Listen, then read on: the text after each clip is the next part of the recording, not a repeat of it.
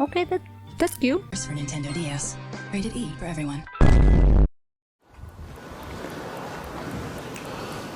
Well, the wait is over. This is Nintendo DS.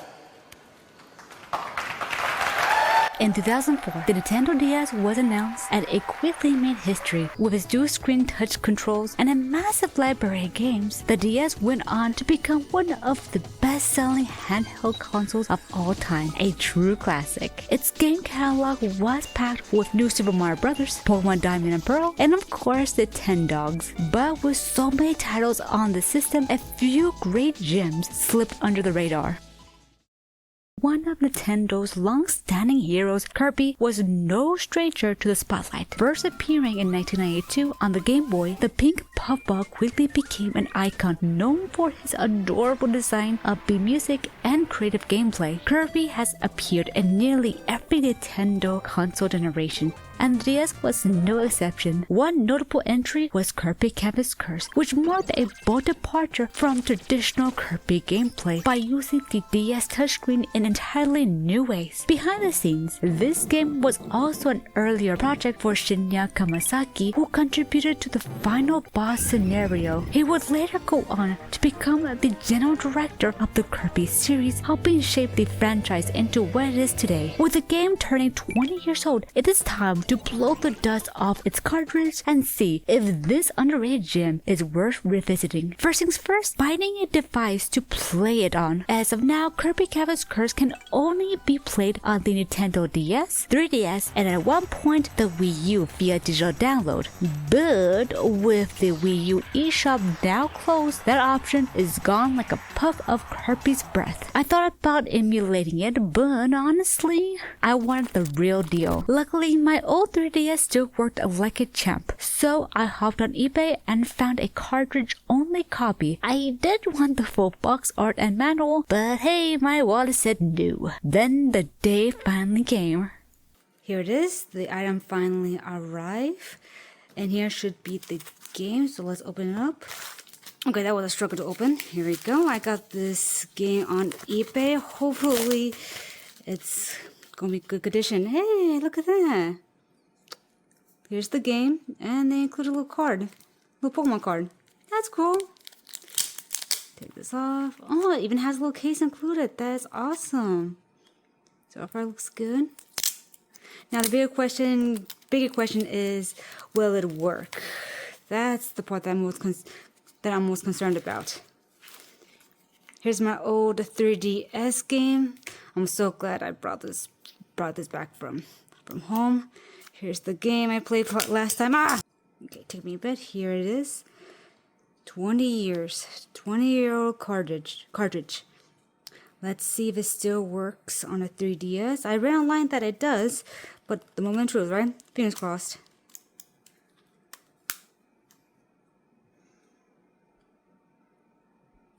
Don't tell me the battery's dead.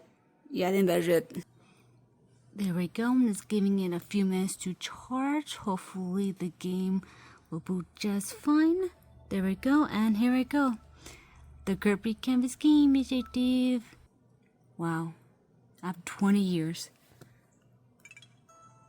You know what sucks though? I don't think I have a stylus for this 3DS.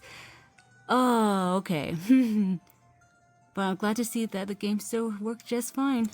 Luckily, the stylus on my Galaxy S24 Ultra works surprisingly well. Just like any classic Kirby adventure, our favorite pink Papa was enjoying a peaceful day in Dreamland. Then out of nowhere, a witch comes flying in, swinging a giant magic paintbrush and turning the entire environment into a chaotic art project. Why? Who knows? Maybe she flunked out of art school and took it personally? Kirby, being Kirby, rushes in to stop her, only to get turned into a ball. Yep, a literal ball. Not the power copying kind, just round. Like, marked round than usual. Honestly, at that point, just finish him off. You essentially immobilized the little guy. But plot twist, the fairy brush the witch used to vandalize Dreamland, it grows a conscience. It's like, bro, that messed up. So in true redemption arc fashion, the magic paintbrush teams up with Kirby to stop the coat Witch of the West and bring color back to Dreamland the right way. In Kirby Canvas Curse, Kirby is not flying or inhaling like usual. Instead, he's entirely reliant on the magic paintbrush to move, attack, and survive. Using the Nintendo DS stylus, you guide Kirby through the world by drawing rainbow paths, stunning enemies, and solving puzzles. It is a complete shift in gameplay, but still undeniably Kirby. While you cannot inhale enemies the traditional way, you can still stun them with a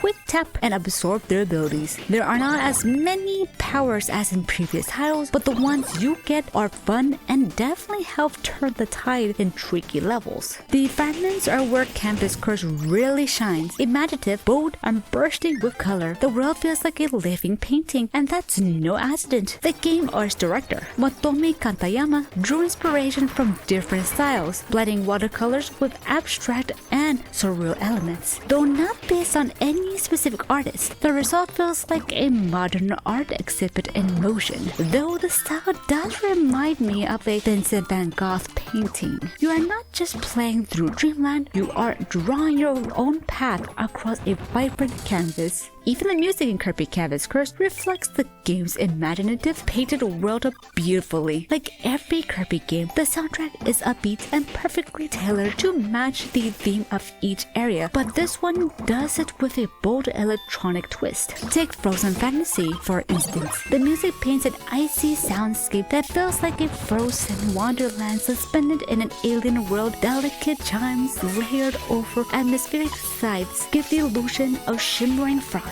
Then there is Man Mechanism, which absolutely lives up to its name. It's intense, with a glitchy, techie beat that perfectly complements the mechanical hazards and fast-paced design. It is a remix of Stunning the Factory from Kirby 64, but reimagined with hard-hitting percussions and industrial flair. But where the game truly becomes unforgettable is during the final boss area, the world of Dracia. Even after nearly 20 years, it still lingers in my memory, not because of what you hear, but because of what you don't. There's no upbeat melody, no rhythmic momentum, just a haunting echoing organ in the distance.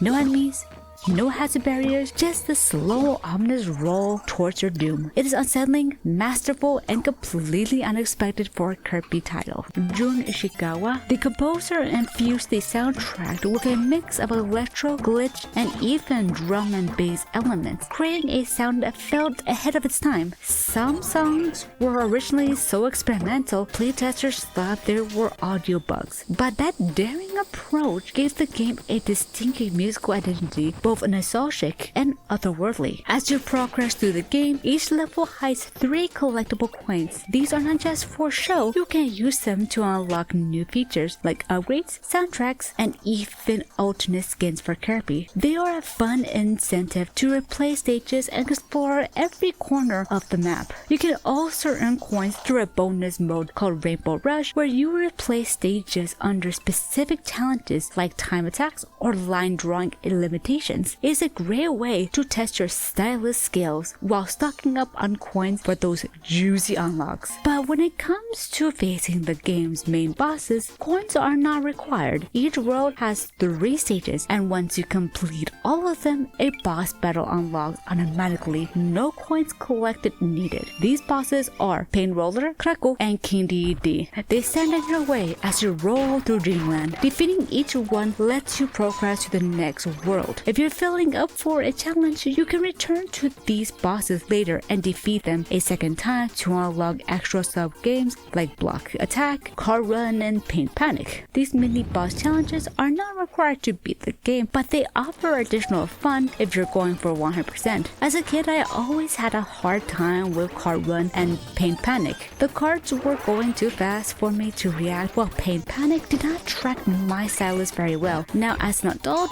these levels are fairly easy. For a game that is now 20 years old, Kirby Canvas Curse still holds up remarkably well. Its fun premise, guiding Kirby through an overworld using the full capabilities of the DS touchscreen, remains creative, artistic, and uniquely engaging. It's a cartridge that truly deserves to be experienced. I'm glad I had the chance to play it as a kid. I don't really remember how I got the game, but I know it came as a a birthday gift alongside another title, Metro Prime Hunters. That game freaked me out as a kid. Compared to Campus Curse, which is colorful and upbeat, Metro felt cold and intense. Maybe that's why I remember Kirby more fondly. Unfortunately, Kirby Campus Curse suffers from a lack of availability for modern audiences. There was a digital release on the Wii U, and much later a sequel I did not even know existed until researching this video. If I had known both games were on Wii U back then, I probably would have picked them up. But after my experience with Star Fox 64 on that console, I quickly lost interest in the system. If you own a Wii U, you'll probably know what I mean. If you ever get the chance, try to find Kirby Campus Curse at your local game store or by other means.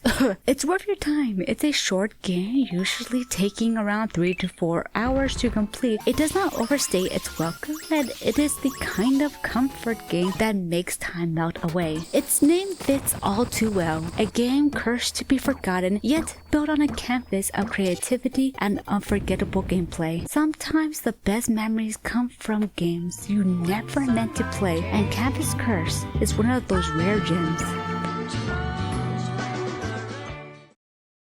By the way, does the home screen music sound familiar to Legend of Zelda's home screen?